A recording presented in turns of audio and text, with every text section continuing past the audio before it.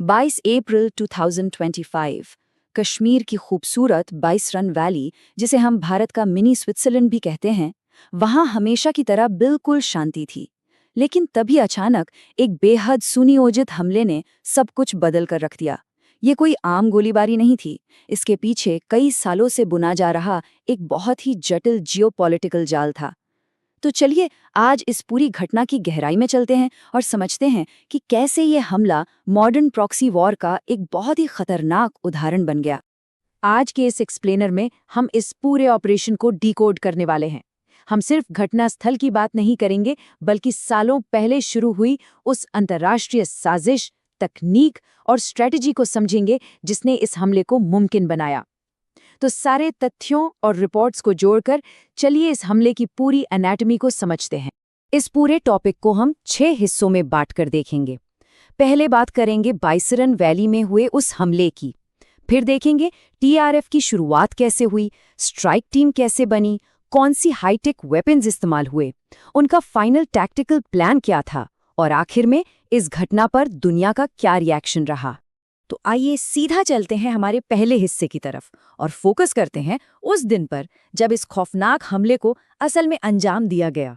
26। अब ये सिर्फ कोई नंबर नहीं है, ये उन मासूम लोगों की संख्या है जिन्होंने इस हमले में अपनी जान गंवा दी।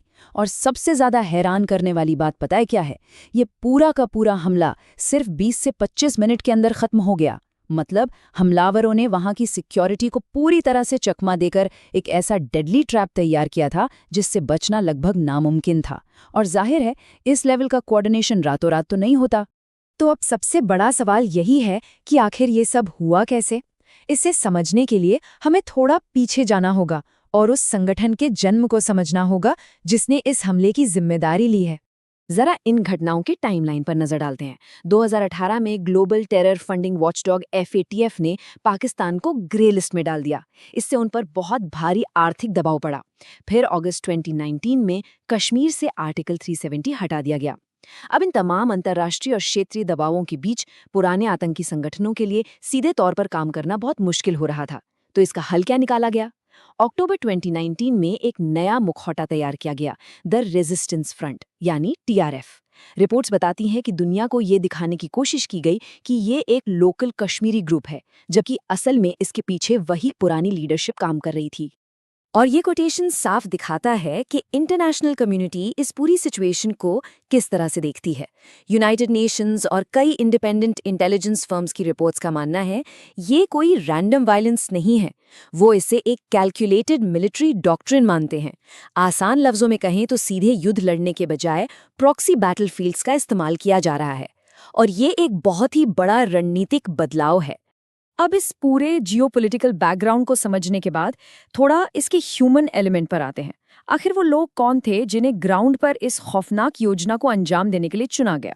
अगर हम इस स्ट्राइक टीम को देखें तो ये एक बहुत ही खतरनाक कॉम्बिनेशन था। एक तरफ आदिल ठोकर था, जो कि एक लोकल इंसान था।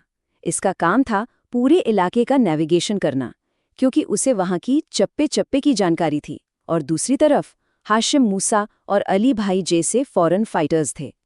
शुरुआती जांच रिपोर्ट से पता चलता है कि हाशिम मूसा असल में एक ट्रेंड SSG पैरा कमांडो था, यानी लोकल ज्योग्राफिकल नॉलेज और विदेशी मिलिट्री ट्रेनिंग दोनों को मिलाकर एक बेहद डेडली टीम तैयार की गई थी। लेकिन आप सोचने वाली बात यह है कि ये हमलावर इतने घने जंगलों में बिना किसी की नज़र में आए सरवाइव कैसे कर रहे थे? यहीं एंट्री होती है ओवरग्राउंड वर्कर्स यानी OGW की। बेसिकली ये वो आम नागरिक होते हैं जो बिल्कुल नॉर्मल लाइफ जीते हैं, लेकिन छुपकर इन मिलिटेंट ग्रुप्स को लॉजिस्टिक्स, छुपने की जगह और खुफिया जानकारी प्रोवाइड करते हैं। पहलगाम हमले से पहले की रेकी हो या फिर जंगलों में छुपना, इन सब के लिए इसी नेटवर्क का बड़े पैमाने पर इस्तेमाल किया गया था। अब आते हैं उस पहलू पर जिसने इस पूरे ऑपरेशन को एक मॉडर्न हाईटेक टैक्टिकल थ्रिलर में बदल दिया। वो है एडवांस टेक्नोलॉजी का इस्तेमाल। ये पॉइंट समझना बहुत जरूरी है। देखिए, पहले क्या होता था कि आतंकी थोराया सैटेलाइट फोन यूज करते थे, जिन्हें ट्रेडिशनल सर्वेलेंस ग्रिड से काफी आसानी से ट्रैक किया जा सकता था। लेकिन इस बार उन्होंने हुआवे के अल्ट्रा सेट्स का इस्तेमाल किया। ये देखने में बिल्कुल साधारण स्मार्टफोन्स लगते हैं, लेकिन इनके अंदर इनबिल्ट सैटेलाइट एंटेना और चिप लगे होते हैं। इन्होंने बिना इंटरनेट के सीधा चाइनीज सैटेलाइट से कनेक्ट करके पूरे सर्वेलेंस सिस्टम को ही बाईपास कर दिया। यही वजह है कि पूरे मार्च के महीने में इनकी एक भी बातचीत ट्रेस नहीं हो पाई। और बात सिर्फ कम्युनिकेशन तक ही नहीं रुकी। इस घटना ने एक बहुत बड़े इंटरनेशनल लूप होल को भी दुनिया के सामने लाकर रख दिया। हुआ ये कि अमेरिका की एक सैटेलाइट कंपनी है मैक्सआर टेक्नोलॉजीज, जो हाई रेजोल्यूशन तस्वीरें बेचती है। अब बीएसआई नाम की एक विदेशी फ्रंट कंपनी बिल्कुल लीगल तरीके से इसके एक्सेस राइट्स खरीदती है और फिर उसी हाई ग्रेड डेटा का इस्तेमाल आतंकी सेल्स द्वारा टारगेट की बिल्कुल सटीक मैपिंग के लिए किया जाता है। ये काफी हैरान करने वाला है कि हमले से ठीक पहले पहलगाम इलाके की इमेजरी की डिमांड अचानक से दुगनी हो गई थी। अगर हम वेपन्स की सप्लाई चेन की बात करें तो वो भी उतनी ही डराने वाली है। अफगानिस्तान से अमेरिकी सेना की वापसी के बाद वहां पीछे छूट गई अरबों डॉलर की American M4 rifles black market के जरिए स्मगल की गईं। और रिपोर्ट्स बताती हैं कि इन एडवांस्ड राइफल्स को ड्रोन्स के जरिए कश्मीर के जंगलों में सीधा स्ट्राइक टीम तक ड्रॉप किया गया। मतलब इन हथियारों में नाइट विजन और कैमरे तक लगे हुए थे। टेक्नोलॉजी और वेपन्स तो आ गए, लेकिन अब बात करते हैं उन आखिरी कुछ हफ्तों की जब टारगेट को फाइनल किया जाना था। आखिर पहलगाम और वो बाइसरन वैली ही क्यों? जरा इन नंबर्स को देखिए। 2018 में कश्मीर में करीब 8.5 मिलियन टूरिस्ट आते थे, लेकिन 2023 तक ये आंकड़ा जंप करके सीधा 31 मिलियन तक पहुंच गया। इस बढ़ते टूरिज्म की वजह से वहां एक बहुत अच्छी आर्थिक स्थिरता आ रही थी। और कई एनालिसिस यही इशारा करते हैं कि असल में ये बढ़ती इकोनॉमी और शांति ही हमलावरों का मेन टारगेट थी। वो इस ट्रेड और टूरिज्म के फ्लो को तोड़ना चाहते थे। लेकिन उनकी स्ट्रैटेजी में एक गजब का अडैप्टेशन था। शुरू में उनका प्लान किसी लग्जरी होटल पर अटैक करने का था, ताकि किसी हाई प्रोफाइल डेलीगेट को निशाना बनाया जा सके।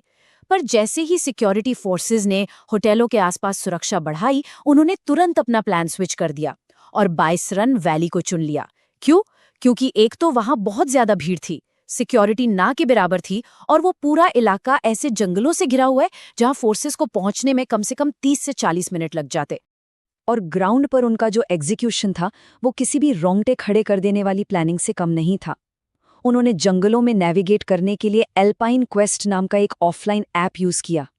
जब वो मैदान में आए तो उन्होंने मिलिट्री ट्रैक सूट्स पहने हुए थे, ताकि भीड़ को लगे कि वो कोई सिक्योरिटी वाले हैं। उन्होंने बड़े ही शातिराना तरीके से लोगों को चाय और फूड स्टॉल्स की तरफ धकेला, ताकि एक चोक पॉइंट बन जाए और कोई भाग ना सके। और उसके बाद उन्होंने धार्मिक पहचान पूछकर लोगों को निशाना बनाया। ये सारी डिटेल्स दिखाती हैं कि उनका इरादा और तैयारी किस हद तक खतरनाक थी। इतनी बड़ी और भयानक घटना के बाद इसका असर सिर्फ एक इलाके तक तो सीमित नहीं रहना था। आइए देखते हैं कि इसके बाद दुनिया भर में क्या रिएक्शन हुए। हमले के तुरंत बाद ही टीआरएफ ने इसकी पूरी जिम्मेदारी ले ली। इसके बाद यूनाइटेड नेशंस सिक्योरिटी काउंसिल हरकत में आई और उन्होंने एक निंदा प्रस्ताव तैयार किया, जिसके पहले ड्राफ्ट में साफ साफ टीआरएफ का नाम लिखा था। लेकिन फिर शुरू हुआ इंटरनेशनल डिप्लोमेसी का खेल। रिपोर्ट्स बताती हैं कि कुछ जियोपॉलिटिकल सहयोगियों ने लॉबिंग की और यूएन के उस फाइनल स्टेटमेंट से टीआरएफ का नाम हटवाने में कामयाब हो गए। ये घटना इस बात का बहुत बड़ा सबूत है कि कैसे इंटरनेशनल फोरम्स पर इन प्रॉक्सी ग्रुप्स को डिप्लोमैटिक शील्ड प्रोवाइड की जाती है। और इन सब के बीच सबसे कड़वी सच्चाई क्या है? आज भी जिन लोगों के हाथों में उस दिन बंदूकें थीं, हाशिम मूसा, अली भाई और आदिल ठोकर, वो अब भी खुलेआम घूम रहे हैं। भारतीय सुरक्षा बल किश्तवाड़ के घने जंगलों में आज भी उन्हें एक्टिवली ट्रैक कर रहे हैं। मतलब ये ऑपरेशन अभी खत्म नहीं हुआ है, ये अभी भी जारी है।